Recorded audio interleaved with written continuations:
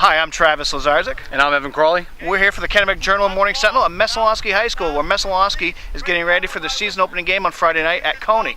Now, Evan, these are two teams that were contenders in the Pine Tree Conference Class B last year. They played twice. Coney won both, once in the regular season in the opening game like this year, and again in the playoffs. Coney graduated some talented players from their state championship team in Ben Lucas and Jonathan Sabin, Isaac Gingras. What do the Rams look like now? The Rams should be solid again this year, Travis. You know, they bring back a strong core led by Reed Shostak and Taylor Carrier, right. Both fine players in their own right, as well as lineman Elias Eunice. But what a lot of people will be looking at is how does quarterback Mitchell Karen, who was a defensive starter for them last year, how does he step in and play a position that, I mean, Ben Lucas was the best in the state last year. Sure. And but you know, throughout the whole preseason, Mitchell has said, you know, I'm not Ben Lucas. I am who I am, and he's not going to try to be that. A team that certainly knows about having a strong quarterback, though, is Messalonskee. Set, ready, go!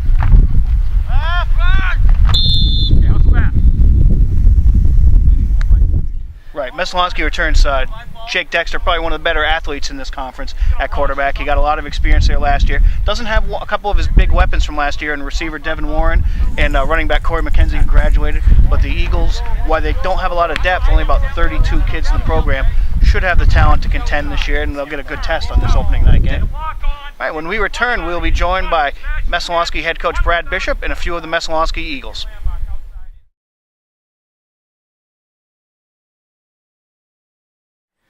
Guys, first, tell me about what you've liked out of your own team so far here in the preseason as we get ready for the first game.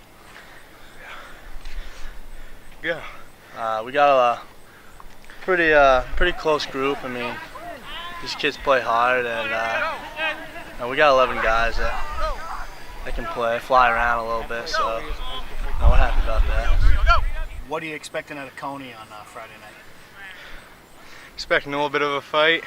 I think we got a good enough team. I think we're going there, we'll do pretty good. They've got some different guys from the team this year, obviously, like you guys do as well. Did you learn anything that maybe you can use in the two games you played against them last year?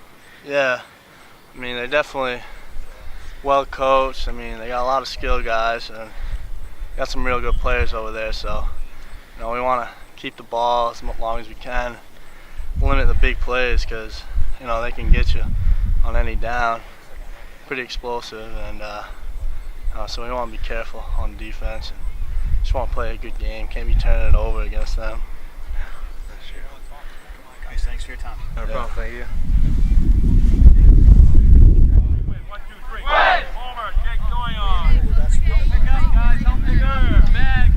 Okay, Evan, let's look at some other games around the region. We'll start in Western Class D, where the Winthrop Monmouth team has a big test with Lisbon.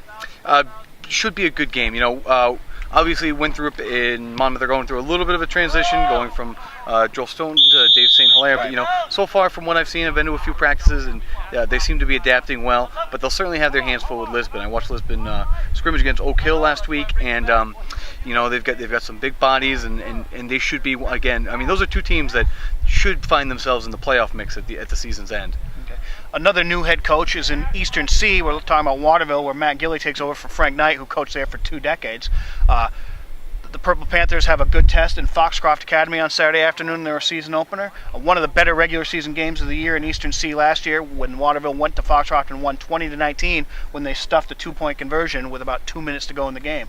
So that should kind of give Gilley and his Panthers a good test, good idea of where they rank. Their running game, led by Danny Pooler, should be just excellent with running back and lineman, I should say, Ben Cox, Corey Alfano.